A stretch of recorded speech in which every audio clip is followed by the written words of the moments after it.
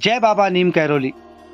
इस वीडियो में मैं आपको दर्शन करवाने वाला हूँ देवभूमि में कैंची धाम में बसे बाबा नीम कैरोली के आश्रम के। देवभूमि का कैंची धाम एक ऐसी जगह है जहाँ कोई भी मुराद लेकर जाए तो वह खाली हाथ नहीं लौटता। इस धाम में बाबा नीम कैरोली को भगवान हनुमान का अवतार माना जाता है। यात्रा शुरू होती है देहरादून से 8 अप्रैल 2023 को, लेकिन वीकेंड और गुड फ्राइडे की छुट्टी के कारण जाम का आलम कुछ इस तरीके से जैसा आपको वीडियो में दिख रहा है। बहुत जाम था।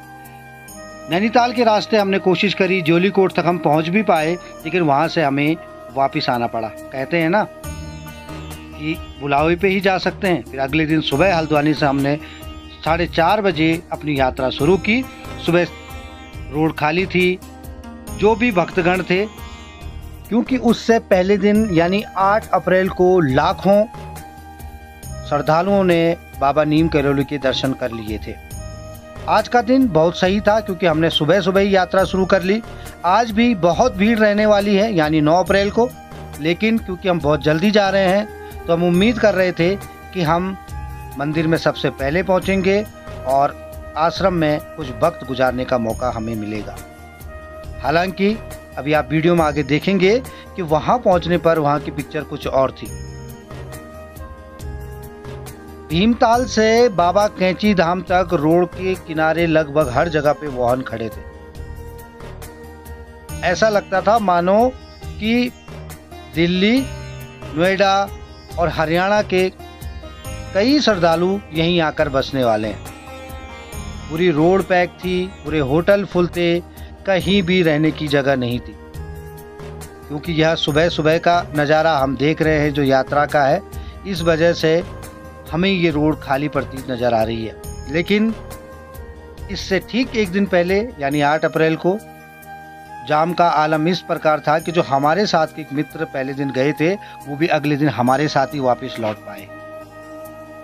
ठीक 6 बजे हम पहुंचे कैंची धाम के बाबा नीम कैरोली आश्रम में। ये आश्रम के बाहर का नज़ारा है जहाँ पर एक छोटा सा बाजार है और देख सकते हैं आप गाड़ियों की कतार दाईं ओर, और इससे कई ज़्यादा गाड़ियाँ पार्किंग में, और लगभग 1 किलोमीटर पहले से सड़क में दोनों ओर गाड़ी खड़ी करने की कोई जगह नहीं थी। फिर भी हमको लगा कि शायद हम जल्दी हैं, लेकिन जब वहाँ हमने लाइन देखी श्रद्धालुओं की जो सुबह 4 बजे से वहाँ लाइन में लग चुके थे, तब लगा कि हम कुछ लेट हैं।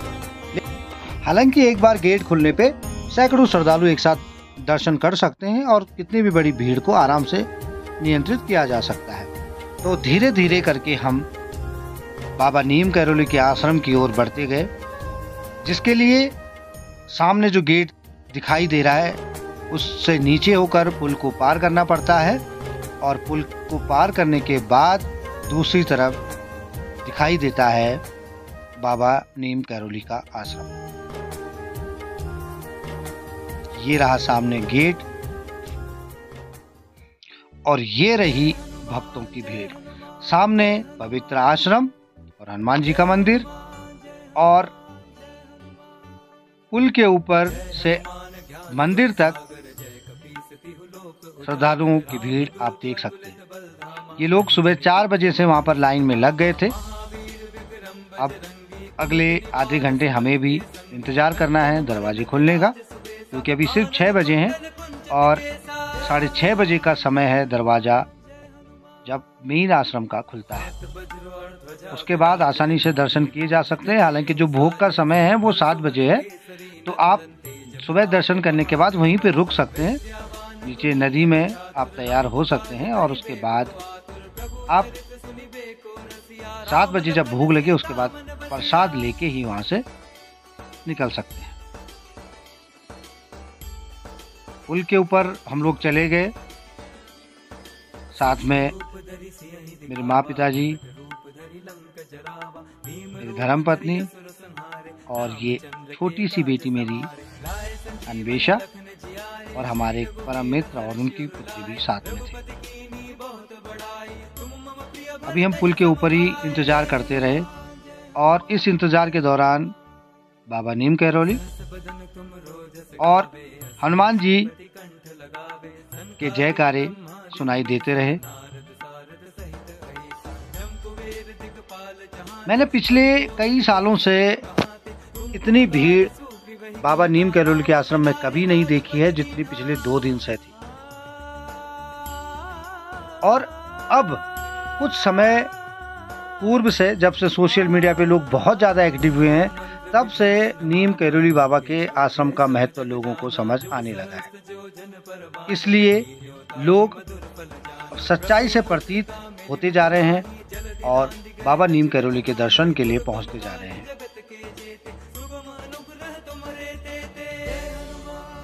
15 जून को इस पावन धाम में स्थापना दिवस मनाया जाता है। देश विदेश से हजारों लोग यहाँ हनुमान जी का आशीर्वाद लेने आते हैं। बाबा नीम करौली ने इस आश्रम की स्थापना 1964 में की थी। बाबा नीम करौली 1961 में यानी 1961 में पहली बार यहाँ आए और उन्होंने अपने पुराने मित्र पूर्णानंद जी के साथ मिलकर यहाँ आश्रम बनाने का विचार किया। बाबा नीम करौली महाराज के देश दुनिया में 108 आश्रम हैं। इन आश्रमों में सबसे बड़ा कैंची धाम और अमेरिका के न्यू मैक्सिको सिटी स्थित टाउस आश्रम भी है।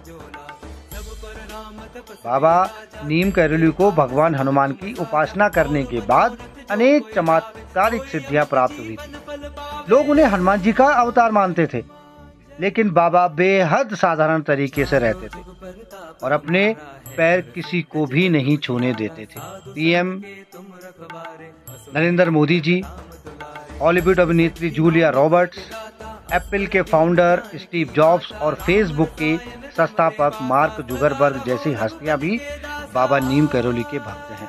कहा जाता है कि कैंची धाम में एक बार भंडारे के दौरान घी की कमी पड़ गई थी। बाबा ने कहा कि नीचे बहती नदी से कनस्तर में पानी भरकर लाएं। उसे प्रसाद बनाने हेतु जब उपयोग में लाया गया तो वह पानी घी में बदल गया। अजीब सा लगता है ना विज्ञान के इस युग में इस तरह की ये बातें करना, लेकिन यह सब बातें सच हैं। और सबसे बड़ी बात, यह कोई पुरानी घटना नहीं है।